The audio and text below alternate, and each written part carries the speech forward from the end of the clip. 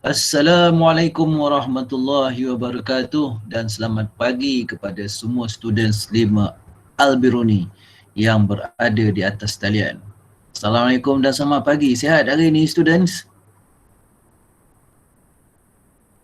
Respon sikit. Waalaikumsalam, sihat you? Alhamdulillah. Haikal Adam macam mana, sihat?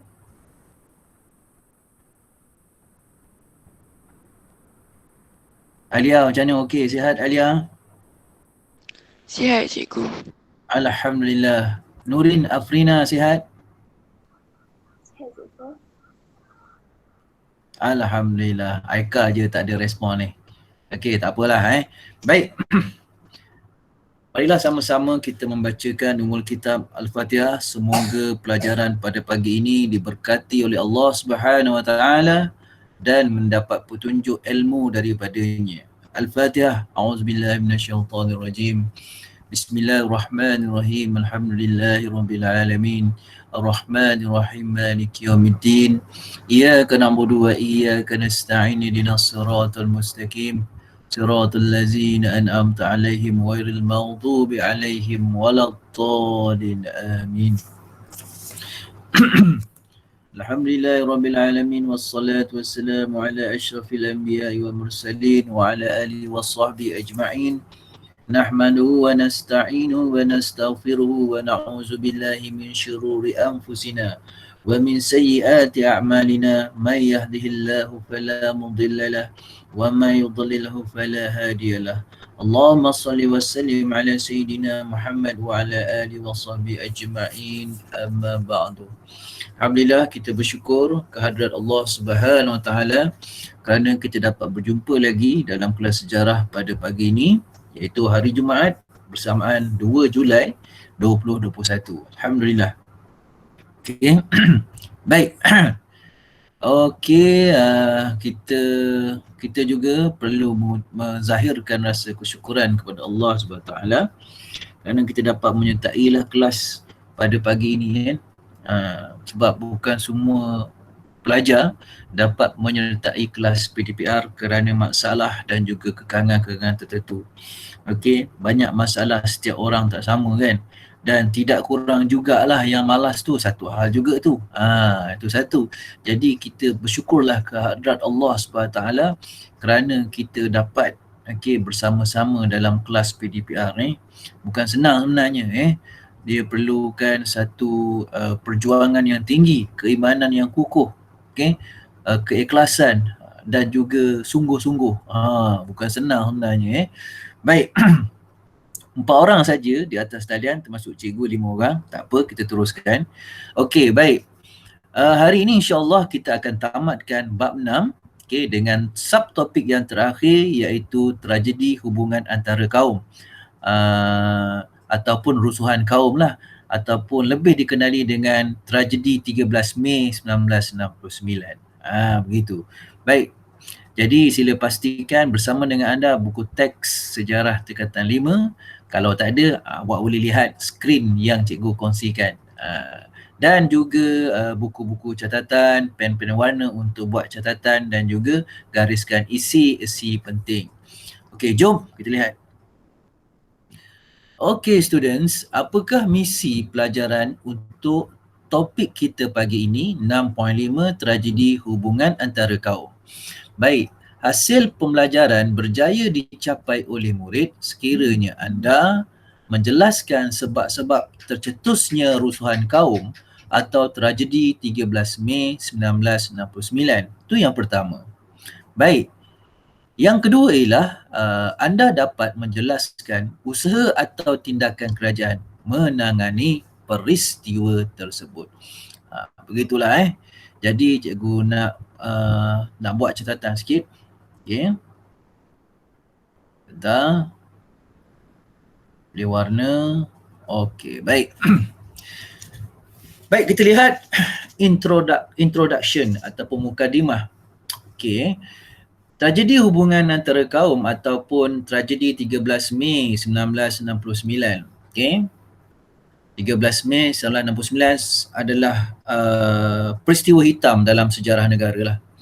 Dia bermula beberapa hari setelah diadakan pilihan raya umum yang ketiga, PRU ketiga negara.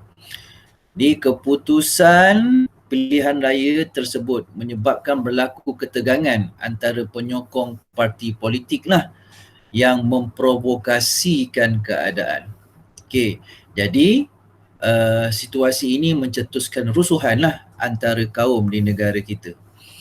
Dan rusuhan tersebut lebih tertumpu di Kuala Lumpur, Selangor dan kawasan sekitarnya. Itu adalah introduksi untuk tragedi hubungan antara kaum.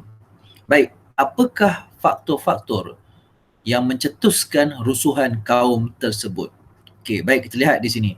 Ada beberapa faktor di sini kita senaraikan. 1, 2, 3, 4, 5. 5 sebab. Okey. Baik, yang pertama, rusuhan kaum berlaku kerana kesan daripada ketidakseimbangan dalam ekonomi dan sosial di negara kita. Apakah maksud ketidakseimbangan ekonomi dan sosial? Baik student, sebelum kita merdeka lagi, iaitu pada zaman penjajahan British telah menyusun corak ekonomi kita mengikut kaum. Maksudnya fungsi ekonomi mengikut kaum. Sebagai contoh, orang Melayu tinggal di kampung dan pedalaman bergiat dalam ekonomi pertanian sara diri, dan golongan ini atau kaum ini sangat ketinggalan dalam ekonomi moden dan rata-rata berpendapatan rendah. Orang Cina yang dahulunya bekerja sebagai pelombong biji timah di kawasan Lombok akhirnya menjadi peniaga atau businessman di kawasan bandar-bandar. Apabila kawasan Lombok tersebut menjadi bandar, ada ramai di kalangan mereka yang menjadi businessman, yang menjual, yang berniaga, dan pendapatan hidup mereka pun lebih tinggi. Begitu juga dengan orang India yang bekerja sebagai buruh-buruh di ladang getah, akhirnya mereka pun bergiat dalam kegiatan pekerjaan yang moden. Okey, dan yang ketinggalan adalah orang Melayu lah. Okey, jadi atas dasar itulah berlakunya ketidakseimbangan dalam ekonomi dan sosial. Pendapatan tak sama, tidak seimbang. Jadi ini menimbulkan perasaan tidak puas hati di kalangan kaum. Jadi tercetuslah rusuhan kaum. Baik, yang kedua, keputusan pilihan raya umum ketiga 1969 yang memihak kepada parti pembangkang. Parti pembangkang tak jatuh pun kerajaan persekutuan, tak ambil alih pun kerajaan persekutuan, hanya kerajaan negeri sahaja menang di kawasan Selangor, okey, dan Kuala Lumpur. Okey, itu kawasan itu saja. Okey, jadi parti politik pembangkang yang menang ni membuat perarakan. Di situlah mula berlakunya rusuhan. Jadi keputusan pilihan raya menyebabkan rusuhan kaum itu berlaku. Dan sebenarnya bermula sejak kempen lagi. Dalam kempen tersebut, pihak-pihak yang bertanding, parti politik yang bertanding telah mengeksploitasi isu yang menyentuh sensitiviti sesuatu kaum semasa berkempen. Ini dia ketegangan bermula di situlah. Baik, yang ketiga, Parti Komunis Melaya mengambil kesempatan semasa pilihan raya untuk mempengaruhi penduduk supaya bermusuhan. Jadi PKM ni menjadi batu api lah, menghasut penduduk supaya bermusuh antara satu sama lain. Dan yang keempat, parti yang bertanding telah berkempen menggunakan sentimen perkauman dan juga keagamaan untuk mendapat sokongan daripada pengundi. Yang kelima, perakan kemenangan pilihan raya tidak terkawal yang menimbulkan kekacauan dan perbuatan provokatif. Ini 5 sebab berlakunya rusuhan kaum. Baik. Kita lihat seterusnya, yang kedua, bagaimanakah kerajaan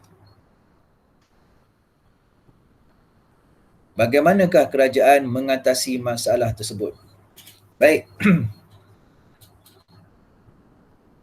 Okey, Antara langkah tersebut ialah darurat, pembentukan mageran dan peranan-peranan yang diamainkan oleh Raja-Raja Melayu. 3 langkah ni untuk mengatasi peristiwa 13 Mei 1969. Jadi di sini ada satu QR code di sini. Anda boleh imbas dan anda boleh baca laporan penuh peristiwa 13 Mei 1969. Baik, langkah pertama, darurat. Diisytiharkan oleh Yang Tuan Agong pada 16 Mei 1969, seluruh negara, bukan saja Kuala Lumpur dan Selangor, tetapi seluruh negara, supaya rusuhan kaum itu tidak merebak ke kawasan-kawasan lain. Jadi kalau awak baca laporan lengkap peristiwa 13 Mei yang dikeluarkan oleh Mageran, dalam laporan tersebut menyatakan kawasan-kawasan yang mana penduduk Cinanya lebih ramai dan penduduk Melayu sedikit berpotensi untuk menjadi kawasan rusuhan yang baru. Jadi atas sebab itulah darurat diisytiharkan dan dikuatkuasakan di seluruh negara. Begitu. Baik, perlembagaan digantung. Jadi perlembagaan digantung, demokrasi kita stop buat sementara waktu. Sebab perlembagaan kita digantung, undang-undang darurat diguna pakai. Jadi undang-undang lain tak guna pakai lah bila perlembagaan digantung. Kita gunakan undang-undang darurat, maksudnya demokrasi telah terhenti buat sementara waktu. Dan parlimen ditangguhkan. Parlimen ditangguhkan. Seterusnya, mewujudkan pusat perlindungan di beberapa tempat semasa darurat. Pusat perlindungan beberapa tempat semasa darurat lah. Sebagai contoh, di kawasan kem-kem tentera, ada juga di stadium dan juga di kawasan kampung-kampung yang terpilih. Begitu. Baik. Pihak polis menguatkuasakan perintah berkurung ataupun curfew yang mana orang ramai tidak dibenarkan keluar dan dikendaki tinggal di kediaman masing-masing supaya polis dapat mengawal keadaan. Baik, kalau awak nak tahu, cikgu tambah lagi maklumat. Itu sebabnya polis menguatkuasakan perintah berkurung. Sebab penjahat-penjahat, bandits, penjenayah mengambil kesempatan atas rusuhan kaum ini. Selain pada PKM yang mengasut, mereka juga sini mengasut dan mengambil kesempatan melakukan jenayah seperti tingkah laku musnah, mencuri, merompak kedai-kedai. Dia tengok dah berusuh kan, jadi mereka ni penjenayah ni dia mengambil kesempatan. Itu sebabnya polis menguatkuasakan perintah berkurung kepada orang ramai. Jadi yang ada di luar sana, yang tidak tinggal di rumah adalah penjahat. Di situlah pihak polis boleh memburu dan menangkap penjenayah ini atau bandit ini. Baik. Seterusnya ialah penubuhan jawatan kuasa bertugas. Untuk menyusun semula perkhidmatan penerangan kerajaan. Jadi diwujudkan satu jawatan kuasa untuk menyusun semula perkhidmatan penerangan kerajaan. Jadi di sini kerajaan perlu ada satu jawatan kuasa supaya jawatan kuasa ni boleh menerangkan, boleh menghebahkan situasi sebenar kepada orang awam. Satu-satunya sahaja. Jabatan ini, jabatan penerangan. Yang lain tak boleh. Yang lain tak boleh. Ini saja maklumat yang sahih untuk rakyat. Itu sebabnya kerajaan menyusun semula perkhidmatan penerangan kerajaan. Baik, ada student nak masuk. Cikgu kena accept dulu. Seterusnya. Berita dari pihak media ditapis bagi memastikan kesahihannya supaya berita yang sampai kepada orang ramai adalah benar dan tidak menimbulkan fitnah serta provokasi. Dan yang seterusnya, kerajaan memastikan bekalan makanan yang diperoleh penduduk cukuplah di pusat-pusat perlindungan. So berkalan-kalan dihantar ke pusat perlindungan tersebut. Mangsa rusuhan dipindahkan ke pusat perlindungan seperti di Stadium Merdeka dan kawasan pertempatan Tiong Nam. Tiong Nam settlement ni pertempatan. Dan dan semangat saling membantu dapat dilihat di kalangan anggota masyarakat di pusat perlindungan ini. Baik, pihak berkuasa memagar kawasan Kampung Baru dan menjadikannya sebagai kawasan perintah perkurung yang besar. Kampung Baru di Kuala Lumpur tu, kalau awak nak tahu, Kampung Baru di Kuala Lumpur yang orang Melayu ramai. Okey, kat situlah Kampung Baru. Yang kalau awak pergi Kuala Lumpur di Kampung Baru tu memang ramai orang Melayu. Dan pihak berkuasa memagar Kampung Baru ni supaya orang Melayu tak keluarlah mencetuskan rusuhan. Baik. Tentera juga memberikan perlindungan kepada penduduk yang berlindung di beberapa kem tentera. Ni seterusnya ialah ini darurat. Okey. Langkah-langkah bagi darurat. Baik, seterusnya ialah B. Penubuhan Majlis Gerakan Negara ataupun Mageran. Baik, Mageran ni dipengerusikan oleh Tun Abdul Razak Husin. Ahlinya terdiri daripada pegawai perkhidmatan awam, pegawai tinggi polis dan juga tentera. Dan memerintah semasa darurat dari 16 Mei 1969 hingga 23 Februari 1971 dan bertanggungjawab mengawal ketenteraman negara. Dua fokus yang perlu diselesaikan oleh Mageran ialah masalah perpaduan kaum dan juga ketidakseimbangan ekonomi antara kaum. Inilah punca utama perusahaan kaum berlaku, perpaduan dan ketidakseimbangan ekonomi. Baik, kita lihat. Ada student dah masuk, Cikgu Nasir. Okey. Baik. Antara tanggungjawab Mageran mengembalikan keamanan dan menegakkan undang-undang. Okey. Mengalihkan semula keamanan dalam negara. Yang kedua, menentukan pentadbiran yang licin dalam negara. Yang ketiga, mengembalikan keharmonian dan kepercayaan antara kaum dalam negara.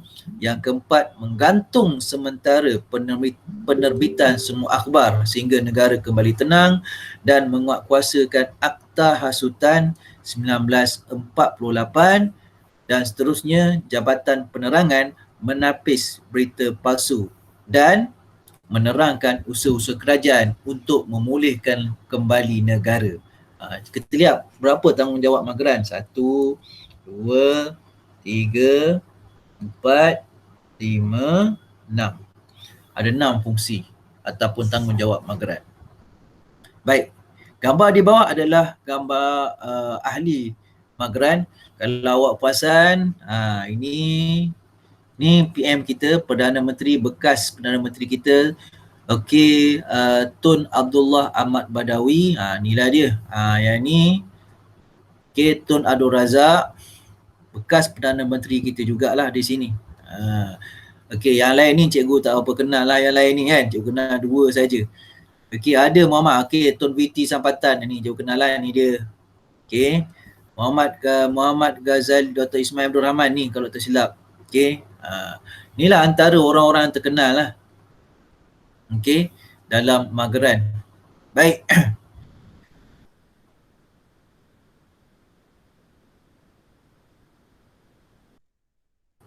Baik, Raja Melayu juga turut memainkan peranan dalam usaha memulihkan keadaan negara. Contohnya, Sultan Perak, Sultan Idris Iskandar Shah yang kedua, menasihati rakyat agar menjaga keamanan.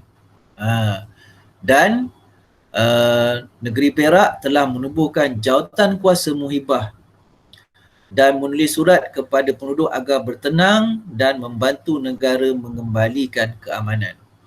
Okey, di negeri lain pula raja-raja turut meminta rakyat agar bertenang dan mematuhi undang-undang.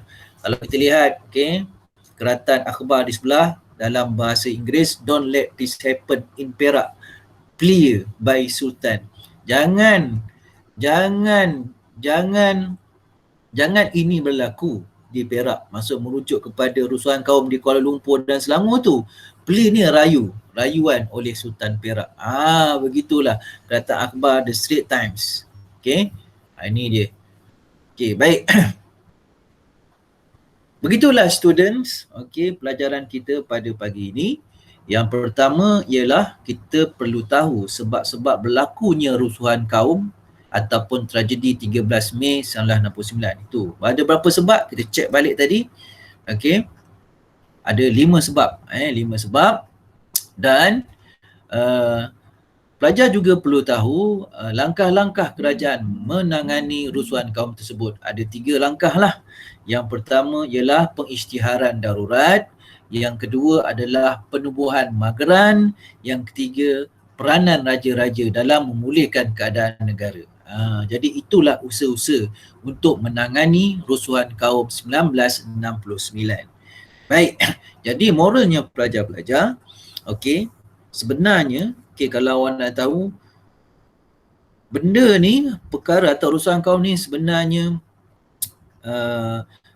bermula pada perasaan tidak puas hati ni bermula pada zaman penjajahan British. Okey, British sepatutnya, okey, semasa memerintah negara atau menjajah negara kita dahulu, British perlu menyatu padukan kaum ini. Sebaliknya British menjadikan 3 kaum ni berpisah antara satu sama lain. Okey, itu sebabnya atas dasar fungsi fungsi ekonomi mengikut kaum. Jadi kaum ni terpisah, terasing dan tidak ada rasa perpaduan. Okey, tak ada perpaduan, apatah lagi persefahaman, apatah lagi nak percaya saling antara satu sama lain. Okey, jadi dia banyak yang negatif seperti syak wang sangka, okey, prasangka buruk, provokatif, okey, tidak percaya antara satu sama lain, sentimen perkauman. Jadi di situlah menyebabkan berlaku. Bila kita merdeka, inilah isu, okey, yang menjadi kepincangan kepada kerajaan pasca merdeka. Walaupun kerajaan memperkenalkan DEB, Dasar Ekonomi Baru, untuk membantu kaum-kaum, semua kaum di negara kita supaya seimbang dari segi ekonomi dan sosial, masih lagi terdapat kaum yang tidak puas hati, masih lagi tak seimbang. Okey, jadi jadi dalam rusuhan kaum tu ada pihak-pihak tertentu yang telah memprovokasi dengan mengeluarkan kata-kata nista kepada kaum lain sehingga kaum lain ni memendam rasa marah. Okey, akhirnya rasa marah itu tidak boleh dipendam lagi. Okey, dan akhirnya mereka ni pun bertindak. Begitulah kerana sentimen perkauman, syak wasangka, okey, memburukkan antara satu sama lain dan ketidakseimbangan ekonomi dan sosial. Okey, macam itulah menyebabkan perkara-perkara perusuhan kaum ni okey terjadi akhirnya. Dan sebenarnya dah terjadi di Singapura. Jadi kerajaan sedaya upaya elakkan rusuhan kaum ni berlaku di negara kita dengan memisahkan Singapura. Akhirnya terjadi juga. Okey, jadi nak buat macam mana? Jadi terjadi juga tu darurat keselamatan kali pertama lah selepas yang berkaitan dengan kaum ni. Okey, selain daripada darurat zaman komunis tu kan, ini darurat berkenaan dengan rusuhan kaum pula. Itu masalah juga tu.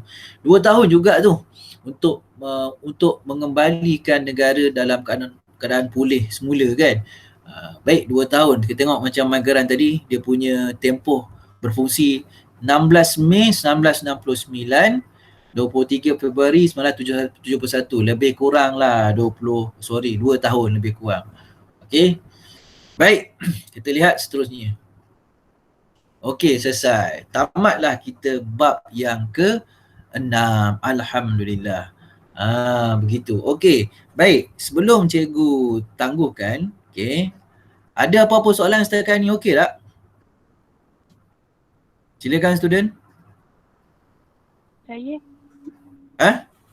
Silakan. Silakan. Yang pertama, Ya. saya kurang dekat, dia kata mangsa rusuhan dipindahkan ke ke pusat perlindungan. Apa maksudnya cikgu? Okey, baik. Macam ni. Okey. Alright, soalan yang bagus. Okey. Baik, mangsa rusuhan dipindahkan di pusat perlindungan. Baik. Dia panjang cerita rusuhan kaum ni. Dalam buku teks ni sikit sangat sebenarnya. Kalau awak nak tahu lah. Sikit sangat. Okey, kalau awak nak tahu lebih lagi, awak kena cari laporan tragedi 13 Mei 1969 yang dikeluarkan oleh Majlis Gerakan Negara. Laporan ni dulu adalah sulit, tak boleh dikeluarkan. Tetapi selepas beberapa tahun, laporan ini menjadi laporan kertas putih, so semua rakyat awam boleh tahu. Okey, ada tu. Awak carilah, pada cikgu sendiri ada. Baik, cikgu ceritakan. Baik, begini cikgu start balik. Okey, okey, dia cerita masa, cikgu ringkaskan lah. Dia okey. Pilihan raya pilihan raya tak lama lagi Pilihan raya tu 13 Mei. 13 Mei tu pilihan raya. Sorry, 12 Mei tu pilihan raya. Okey, 12 Mei pilihan raya. Beberapa hari sebelum pilihan raya ada kempen. Kempen pilihan raya. Di situ, di kempen situ, parti-parti politik yang bertanding telah memainkan isu-isu perkauman. Telah menyentuh agama dan sensitiviti kaum lain. So jadi tegang sebenarnya, tapi masih lagi tidak berlaku rusuhan. Tegang sangat, okey. Panas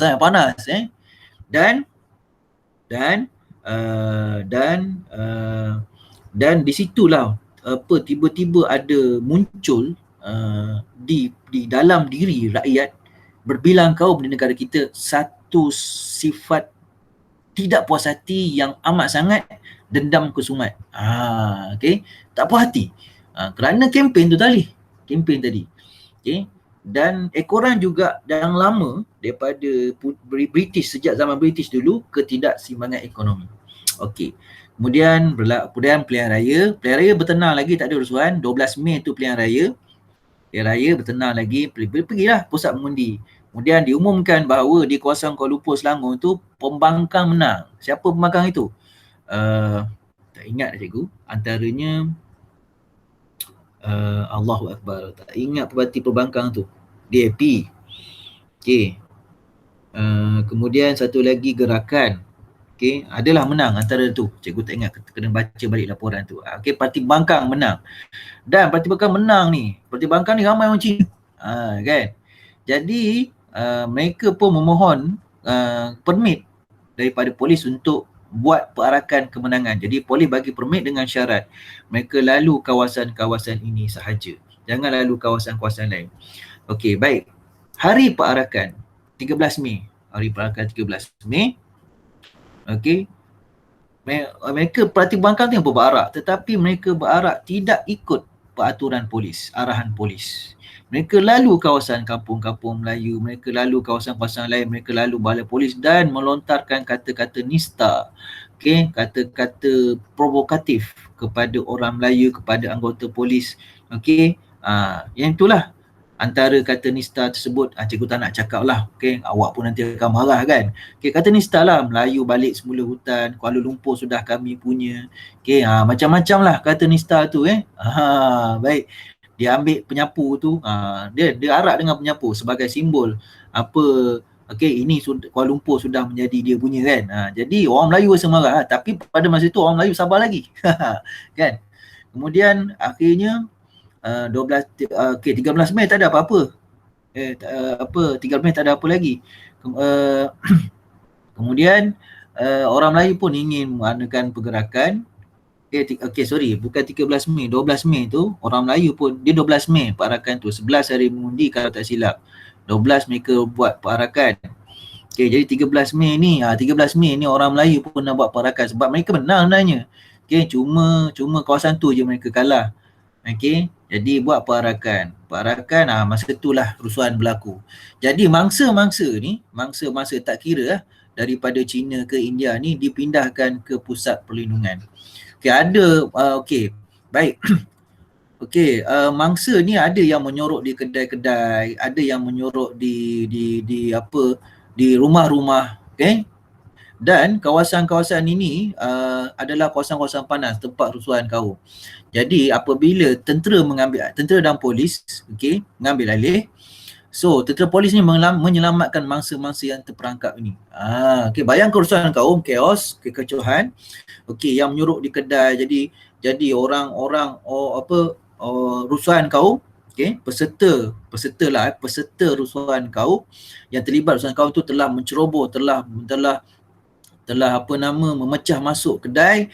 Dia carilah mana orang Melayu. Kalau dia orang Cina, dia kata mana orang Melayu, ada di sini. Kalau orang Cina pula, dia tanya mana orang Melayu. Dia nak nampak tak? Begitulah yang berlaku. So dia nak bunuh, dia nak bunuh orang Melayu. Untuk dendam kan. Jadi kedai-kedai ditutup, rumah-rumah orang menjadi rumah-rumah di sekitar kawasan Kuala Lumpur menjadi kawasan tempat berlindung, tetapi telah diceroboh masuk, telah dipecah masuk untuk mencari. Ada yang kena tangkap, ada yang dipukul, ada yang dibunuh dan sebagainya. Jadi apabila polis ni dia datang tapi tak dapat mengawal keadaan, maka tentera ambil alih, di situlah darurat berlaku. Jadi usaha pertama sekali ialah kita nak antaranya ialah menyelamatkan mangsa-mangsa yang terperangkap ini. Jadi mangsa terperangkap ini kadang-kadang datang dari negeri lain, kadang-kadang dia daripada luar kawasan Kuala Lumpur. Jadi ada yang pergi shopping kompleks, ada yang pergi pawagam, tiba-tiba berlaku kerusuhan. Jadi mereka tak tahu ke mana, mereka terpaksa menyelamatkan diri di mana-mana kawasan yang difikirkan selamat. Jadi tentera dan polis menyelamatkan mangsa rusuhan ini, yang berlindung di rumah-rumah kedai, berlindung di rumah-rumah orang, dihantar ke pusat-pusat perlindungan yang kita bincangkan tadi. Ada juga rakyat yang berlindung di kem tentera dan juga balai-balai polis. Sebagai contoh, ada orang Cina, dia kebetulan dilalu kawasan itu, rusuhan berlaku. So orang Cina tu dia sangat panik. Dia naik basikal orang Cina tu. So dia terus pergi ke balai polis berdekatan dan minta bantuan di sana. Jadi polis pun melindungi mereka-mereka yang nak dapatkan perlindungan ini. Ada satu cerita bahawa Cina tersebut diberikan satu pakaian orang Melayu, baju Melayu lengkap keluar supaya orang Melayu tak pukul dia. Begitu sebaliknya dengan orang Cina. Orang Cina yang memang dia tak nak, yang merasakan perusuhan kaum ni satu perkara yang tidak berfaedah, orang Cina ni ada menolong orang Melayu. Contohnya ada satu peristiwa, orang Melayu yang lari daripada pawagam ini, pawagam itu orang Cina telah serang, so orang Melayu larikan diri. Jadi ada orang Melayu yang larikan diri di kedai-kedai kain orang Cina. Orang Cina ni pun duduk di sini, berlindung kawasan ni. Jadi apabila orang Cina tu kedainya diceroboh masuk oleh orang Cina yang terlibat dengan rusuhan, ditanya mana ada orang Melayu sini kan. Jadi tokoh kedai tu kata tak ada kat sini. Nampak tak? Jadi di sini kita dapati bahawa tidak ada juga ada juga masyarakat yang berbilang kaum di negara kita yang pada masa itu dia memang tak nak terlibat dalam tragedi 13 Mei 1999. Sebaliknya menolong rakan-rakan mereka yang berlainan bangsa ni berlindung. Ada juga macam tu, walaupun sedikit. Begitulah. Jadi itulah dia mawadah mangsa-mangsa rusuhan kaum tu, maksudnya yang terperangkap di kawasan itu. Jelas mawadah? Jelas. Gitulah. Baik, seterusnya ada soalan yang kedua, silakan. Memang ni topik menarik ni. Silakan. Yang kedua, kenapa banyak-banyak rusuhan kaum? Saya rasa memang negara kita ni memang terkenal dengan rusuhan kaum. Kenapa sampai tragedi ni jadi highlight? Macamnya sampai jadi peristiwa hitam. Kalau kita sebut pasal rusuhan kaum je, mesti kita ingat peristiwa ni. Kenapa? Baik. Peristiwa yang hitam, betul. Kalau kita baca laporan yang dikeluarkan oleh Magaran, memang dalam perasaan dan hati tu, ya Allah, memang sungguh dahsyat lah. Kalau awak nak mawadah, cikgu boleh PM. Cikgu boleh, kalau awak nak, cikgu boleh PM awak dalam Telegram. Cikgu, awak bacalah laporan tu. Cikgu ada laporan tu. Baik, begini. rusuhan kaum ni di kawasan Kuala Lumpur tu besar. Kuala Lumpur dan sebahagian Selangor, dua ni besar kawasannya. Di sini adanya orang Cina dan orang Melayu, hampir ramai. Kuala Lumpur ramai orang Melayu, dan di bahagian Kuala Lumpur nak dekat Selangor tu ramai orang, Kuala Lumpur ramai Cina, dan juga ada juga Melayu. Okey, Melayu ni ramai di kawasan Kampung Baru dan nak hampir ke kawasan Selangor. Dia ada pecah dua lah. Dalam maksudnya di kawasan Serusuhan tu Kuala Lumpur Selangor pecah dua. Satu kawasan orang Cina, satu kawasan orang Melayu. So kedua-dua kaum ni bertembung antara satu sama lain. Dan pertembungan tu sangat dahsyat lah sehingga ada yang terkorban. Okey, dia menyerang antara satu sama lain. Begitu juga dengan orang India pun ambil kesempatan. So, kenapa dahsyat hitam? Yang pertama, berlakunya korban jiwa. Okey, yang kedua, kemusnahan atau kemusnahan kemudahan awam. Contoh, rumah-rumah kedai dibakar. Okey, kereta-kereta dibakar. Ada student yang masuk. Okey. Kereta-kereta dibakar. Bas-bas dibakar. Bayangkan bas terbakar, okey, lepas tu rumah kedai terbakar, kebakaran sana sini di Kuala Lumpur. Okey, ramai orang menangis keluar. Okey, ada nampak dia jauh orang berparang kan, kejar orang lain. Nampak tak keadaan dia macam tu? Apa awak rasa? Kan, apa awak rasa? Okey, pergi sana, pusing belakang, pusing depan, pusing kiri kanan, semua tengah bergaduh. Okey, chaos, kekecohan. Okey, pawagam dibakar, rumah kedai orang Cina dibakar. Okey, orang Cina masuk, okey, nak orang Cina menyerang masjid. Menyerang masjid. Okey, polis peserta orang yang terlibat dengan urusan hukum menyerang polis. Okey, polis tak dapat lagi mengawal keadaan, jadi pihak tentera ambil alih. Dan siren di kem tentera pun berbunyi. Tentera dah sedia sebenarnya. Dia dah ambil maklum dengan keadaan ini. Itulah peristiwa hitam negara sebenarnya. Dan apabila tentera ambil alih untuk mengawal keadaan, tentera dan polis bekerjasama untuk meleraikan rusuhan kaum ni dan memberi amaran kepada orang ramai yang terlibat rusuhan kaum supaya balik rumah. Okey. Selepas ada juga yang tidak mengindahkan arahan pihak keselamatan, maka selepas beberapa kali amaran, okey, ada yang tak indahkan, maka tentera dan polis melaksanakan tindakan menurut undang-undang darurat. Okey. Dan apabila berlaku pertempuran antara kedua-duanya, pasukan keselamatan dengan peserta rusuhan, maka ada yang terkorban. Sebab rusuhan ni peserta rusuhan ni dia dah tak boleh fikir panjang dah, tak tahulah kan, sebab dia marah sebagainya. Dan mereka ni menyerang pasukan keselamatan. Pasukan keselamatan terpaksa, tak ada cara lain, terpaksa tembak dengan peluru hidup. Ada yang mati itu saja. Dan okey, rusuhan kaum ni, okey, yang berlaku ini penjenayah-penjenayah, bandit ni mengambil kesempatan kerana rusuhan kaum ni, merompak sana sini kan, dah tak ada orang nak jaga. Okey, sebab rusuhan kaum, so penjenayah ni keluar, dia pun keluar, okey, mengambil kesempatan, okey, merompak, okey, sana sini. Begitulah berlaku. Mau dah peristiwa hitam, itulah peristiwa hitam. Okey. Peristiwa awak boleh bayangkan terjadi Kuala Lumpur. Walaupun berlaku di Kuala Lumpur Selangor, tapi memang dahsyat. Dan itu sebabnya, okey, kerajaan mengisytiharkan seluruh negara darurat. Terutama kawasan-kawasan di bandar-bandar yang mana ada orang Cina dan orang Melayu sama banyak, ataupun orang Cina lebih ramai daripada orang Melayu. Orang Melayu pada ramai orang Cina tak ada masalah, bertenang aja.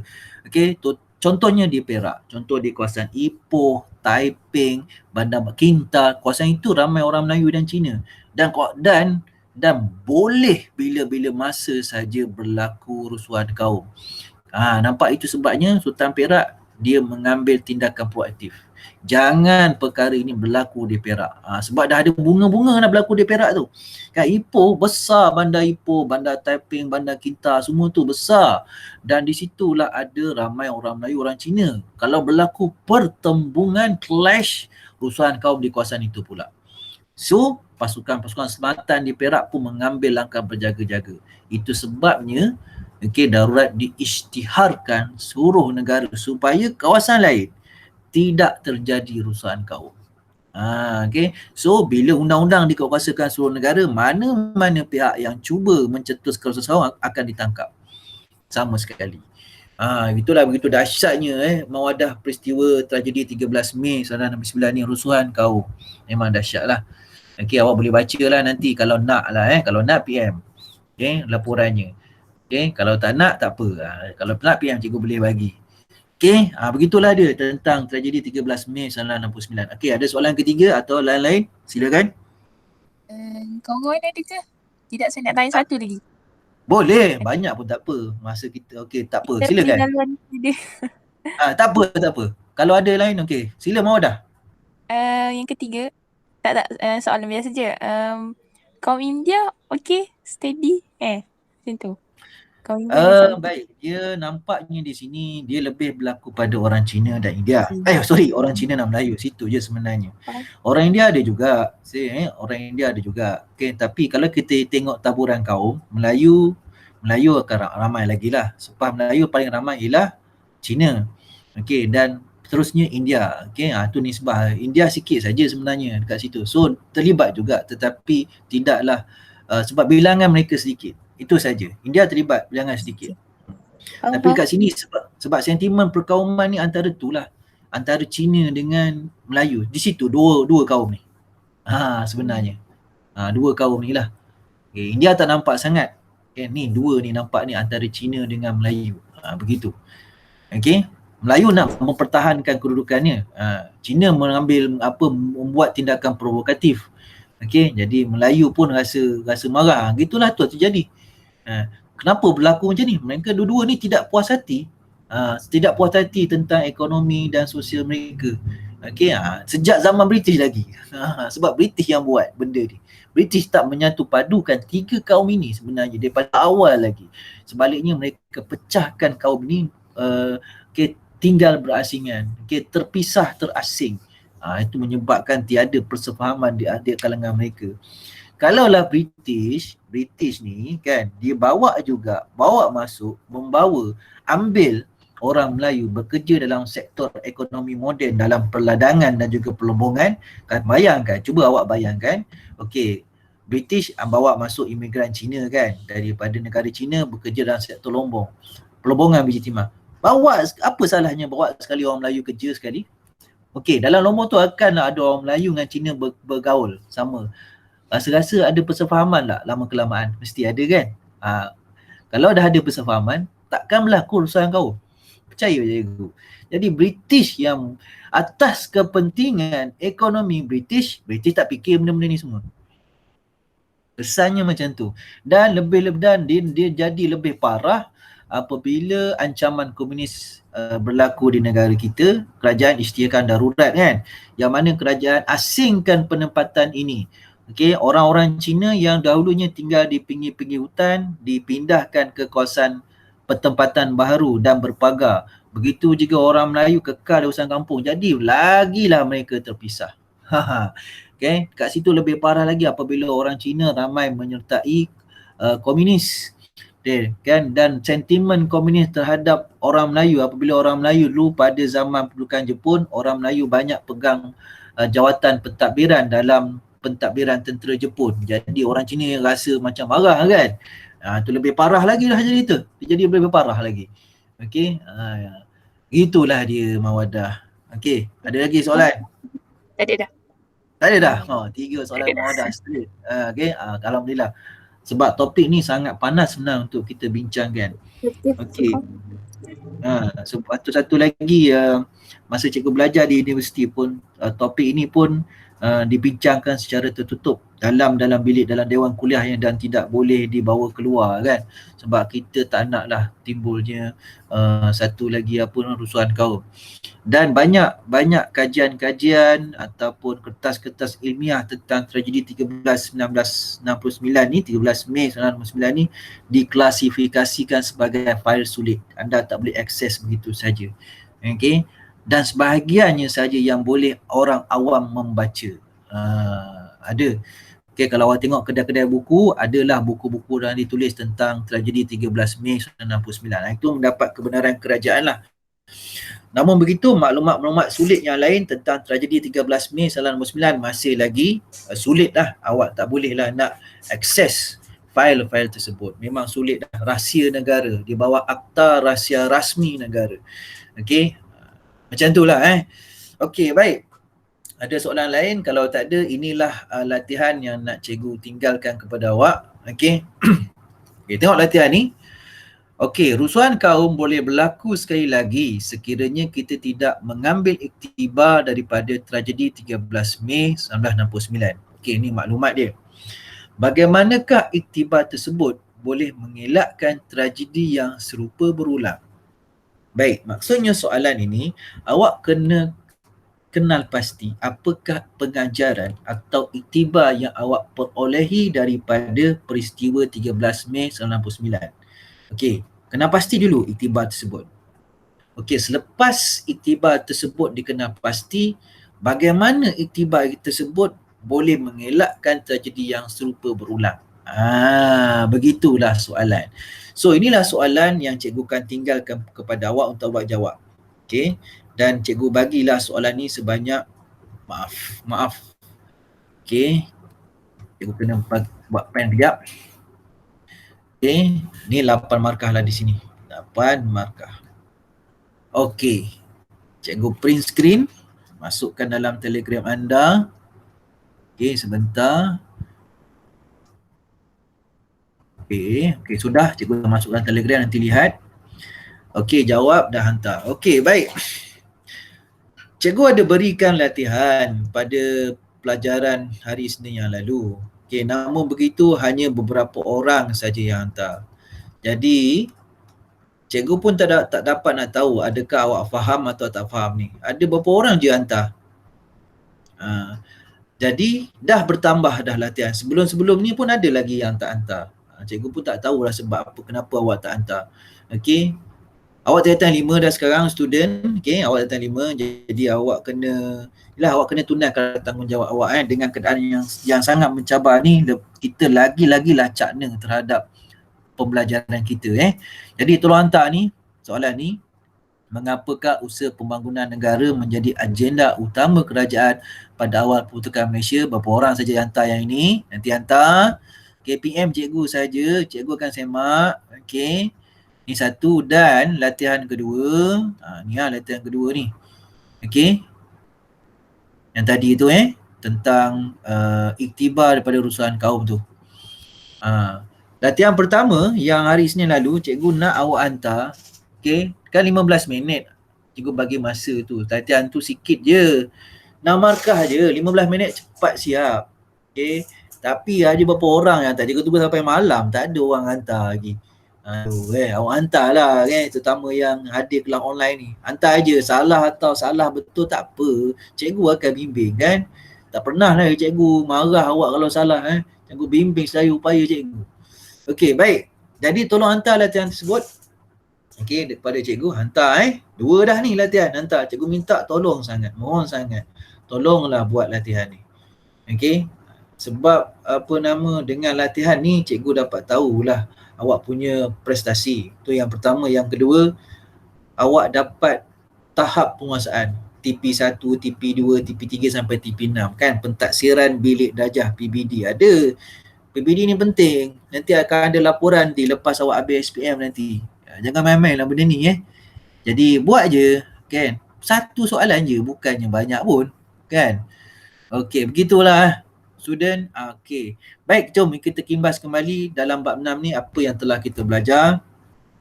Yang pertama, kita telah belajar cabaran dalaman Malaysia. Okey, cabaran yang dihadapi oleh Malaysia. Okey, apa cabaran dalaman tersebut? Antaranya ialah pemisahan Singapura. Okey, antaranya ialah konfrontasi bukan konfrontasi. Antaranya ialah isu pembangunan dan juga ekonomi. Okey, antaranya. Baik. Okey. Kemudian, bukan cabaran dalaman ni selain daripada Singapura. Cabaran negeri Sarawak, negeri Sabah tu sendirilah. Pembangunan yang tidak seimbang dan sebagainya. Itulah cabaran dalaman Malaysia tu. Antaranya antaranya di negeri Sarawak berlakunya krisis politik. Itu cabaran dalam Malaysia. Kemudian cabaran kedua ialah pemisahan Singapura lah. Ni cabaran kedua selepas pembentukan Malaysia. Dan yang ketiga, ancaman komunis. Cabaran yang ketiga, di Sarawak dan di Semenanjung. Kemudian isu pembangunan ekonomi. Jadi isu ni ditangani dalam perancangan Malaysia yang pertama. Dan cabaran, ada beberapa cabaran, 5 tragedi hubungan antara kaum. Rusuhan, sebab-sebab berlaku rusuhan dan langkah-langkah kerajaan menangani rusuhan tersebut. 1, 2, 3, 4, 5. Ada 5 cabaran selepas pembentukan Malaysia yang telah kita belajar. Jadi begitulah student. Baik, jangan lupa untuk siapkan tugasan cikgu, jangan tangguh-tangguh, buat terus. Buat terus. Dan hari Jumaat ni cikgu rasa awak banyak free kan, sebab kelas pun habis pukul 12, ada masa panjang lah untuk siapkan tugasan tu. Hantar hari ni, jangan tunggu hari esok dan sebagainya. Senang. Jangan tangguh-tangguh lah kita hantar. Alright, baik. Kalau tak ada apa-apa lagi, cikgu tangguhkan kelas kita pada pagi ini. Selewat-lewatnya hari ni lah kiranya. Sebenarnya dia macam ni. Dia macam ni. Mawadah dan lain-lain Sebenarnya cikgu ni, cikgu tak adalah nak bagi due date. Pada cikgu, latihan yang cikgu bagi hari ni lah siap. Sebab satu soalan je. Satu soalan saja. Ada tak? Ada. Cikgu percaya cikgu lain ada bagi latihan. Matematik berapa latihan? Berapa latihan? Cuba kira. Banyak ke latihan? Banyak sangat ke latihan? Kalau awak kumpul-kumpulkan semua mata pelajaran, adakah terlalu banyak latihan? Awak kena jawab soalan tu dulu. Lepas tu beritahu cikgu. Kalau banyak sangat, cikgu tak bagi latihan. Sebab cikgu bagi satu je. Tentang due date submission. Bila nak hantar tarikh akhir. Baik, cikgu. Selalunya latihan cikgu awak siapkan pada hari tu. Hari tu juga hantar. Supaya dia tidak tertangguh. Contohnya kan, macam ni, dah bagi. Sebelum malam ni lah. Malam karang. Malam selalunya cikgu free malam. Malam tu, selepas malam tu, selepas sembahyang, lepas solat, cikgu akan mengambil masa 2-3 jam untuk semak kerja pelajar. Itulah rutin cikgu pada setiap malam sebelum cikgu tidur. Akan semak kerja pelajar. Lepas habis kelas tu, contoh habis kelas 2:30 habis kelas kan, setiap hari kan. Di situ cikgu akan sedia untuk pelajaran pada hari esok dan juga memantau aktiviti pelajar yang tidak hadir ni. Dia kadang-kadang masuk petang. Dia masuk petang, belajar balik petang, dia update dia punya kehadiran. Itulah dia petang tu, itu tugasan cikgu pula. Malam cikgu tanda kerja budak. So, kalau macam tu, itu sebab yang cikgu minta, kalau boleh sebelum malam tu lah. Malam tu lah, awak hantar malam pukul 8 ting, dah dekat telegram cikgu. Lah. Lepas isyak tu, cikgu akan buat kerja lepas isyak. Lepas isyak tu awak boleh hantar lah. Hantar je, tak hantar kan. Satu soalan je pun, tak banyak. Satu soalan, 6 markah, 8 markah. Cikgu rasa tak terbeban. Beban ke Mawadah? Tak kan? Tak, tapi yang hari tu punya kan. Dan soalan itu saya terkejut sebenarnya saya dapat markah tu sebab saya memang takut nak hantar jawapan tu sebab dia susah sikit, dia macam agenda pembangunan tu. Macam ni. Kau baik. Student, kalau tak faham, awak tanya cikgu. Cikgu ulas balik yang ni. Ulas balik. Takut. Takut mananya. Cikgu bukannya rimau. Baik. Tak tanya kan, budak-budak 5AF, dia tanya cikgu macam mana jawab soalan ni? Pening tu. Kan? Baik macam ni. Usaha pembangunan negara. Menjadi agenda. Kita belajar kan dalam topik sebelum ni kan, topik 6.4 Baik. Saya pun pening dekat. Pening dekat mana? Awal pembentukan Malaysia. Agenda utama. Maksudnya saya ingatkan pembangunan tu kan dia nak macam pembangunan je. Rupanya dia boleh lah. Baik. Pembangunan negara ni lebih kepada ekonomi dan sosial. Yang kita belajar dalam topik 6.4 adalah lebih kepada ekonomi. Nampak? Ni ya, ekonomi dan juga sosial ni. Dia sosio-ekonomi lah senang cerita cikgu gabungkan. Ada nampak ni kan sosial, taraf hidup berbeza. Taraf hidup berbeza sosial ni ada kena-mengena dengan ekonomi. Nampak? Sekiranya satu kaum ni taraf ekonomi yang rendah, taraf hidupnya berbeza dengan orang lain juga yang taraf ekonominya tinggi kan. Dia saling berkaitan. Itu sebabnya isu pembangunan sosioekonomi sebenarnya. Okey, jadi nak tangani inilah dia nampak. Jadi mengapa, soalannya mengapa? Dia nak sebab-sebab mengapa menjadi agenda usaha pembangunan ni menjadi agenda kerajaan pada awal pertukaran Malaysia. Okey, cikgu bagi gambaran. Okey, semasa kita merdeka 1957, kerajaan pun membangunkanlah di semenanjung Malaysia saja, tidak melibatkan Sabah Sarawak. Bila Sabah Sarawak Singapura menyertai Malaysia, jadi Malaysia, so Sabah Sarawak ni sangat-sangat ketinggalan dalam pembangunan negara. Okay. Jadi Sabah dan Sarawak ni menjadi agenda utama kerajaan. Sebab ramai lagi masyarakat yang miskin di Sabah dan Sarawak masih lagi terlibat dalam kegiatan ekonomi secara diri. Ditambah lagi yang belum masih dapat dibantu di Semenanjung. Nampak tak? Faham? Faham tak Mawadah? Faham? Itu sebenarnya. Dia nak. Okey.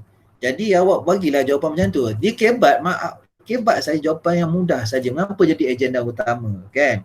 Awak cakaplah nak merapatkan jurang ekonomi antara kaum ataupun boleh merapatkan jurang ekonomi antara wilayah, antara negeri pun boleh.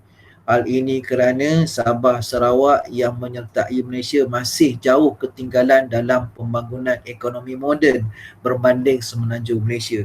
Bagi pula hal ini dapat dibuktikan dengan hal ini dapat dibuktikan apabila masih lagi ramai rakyat yang terlibat dalam kegiatan ekonomi secara diri dan mereka ini berpendapatan rendah.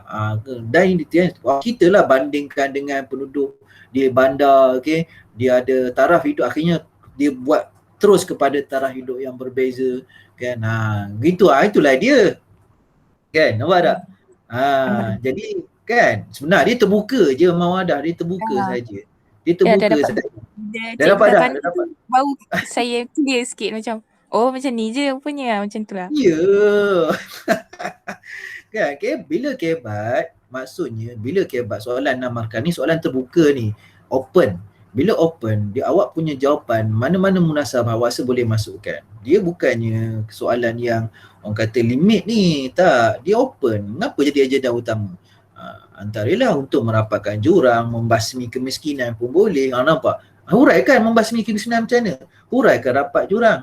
Okey, satu lagi, antaranya agenda utama adalah untuk mengukuhkan perpaduan. Huraikan kukuhkan perpaduan. Huraikan aja. Kan? Goreng aja. Jangan sampai hangus sudah. Macam tu. Senang aja, tak susah pun lah. Okey. Dan cikgu percaya kelas 5AB boleh buat. Okey, kelas 5AB. Awak ni bijak sebenarnya. Okey. Tetapi yalah, awak tak tunjukkan potensi yang sebenar. Awak ni apa macam mana?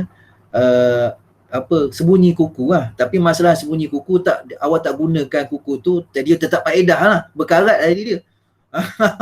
Itu masalah awak ni. Awak pandai, awak berpotensi. Bukan awak seorang Mawadah semua ni, 5AB ni sebahagiannya awak okey. Yang lain tu pandai, betul pandai, tetapi sembunyi lah sampai berkarat awak punya kemahiran, tak guna. Bersalah juga tu. Okey. Jadi gunakanlah awak punya kemahiran, kembangkan potensi awak. Okey. Dan insya-Allah kita akan berjaya bersama-sama. Boleh okay. Boleh. Diam-diam ubi berisi belaka ni.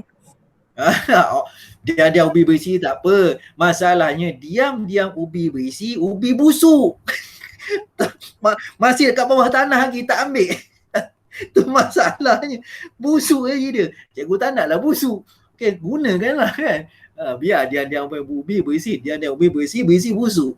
Kan, sebab tak guna, berkarat idea dia kan. Begitulah. Jadi masalah kelas 5AB ni dia. Okey. Yang ikut yang aktif menyertai kelas macam yang online hari ni. Baguslah. Dan lain-lain itu gimana? Padahal pandai tu. Okey. awak pandai 5AB berbanding 5C dengan 5IS. Okay, sama je kepala otak awak dengan 5F ni. Beza dia package akademik yang awak ambil dan sikap tu je.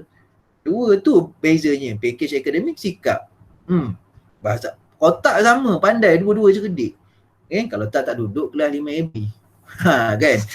Alright, okay, itu cukup lah. Dah lebih lah ni kita sembang-sembang pula ni kan. Sembang-sembang memang dah sedap nak dan topik panas ni topik ni tapi kita tak nak lah kita bincang dengan lebih dalam lagi sebab kita tengah rakaman ni masuk YouTube kan, nanti orang tengok dahsyat betul kelas Cikgu Saleh ni apa pula orang lain kata kan. Okey, itu sajalah untuk kelas hari ni, kita tangguhkan. Okey, Assalamualaikum warahmatullahi wabarakatuh. Sebelum tu student, lepas ni terus ke Telegram, jangan pergi mana-mana sebab cikgu nak buat kehadiran. Lupa pula pagi tadi. Tunggu kejap Telegram sampai cikgu masukkan butiran dia Tunggu sebentar. Okey, Assalamualaikum warahmatullahi wabarakatuh. Kelas kita tangguhkan. Okey, bye. Pergi Telegram terus Tunggu Telegram. Alright.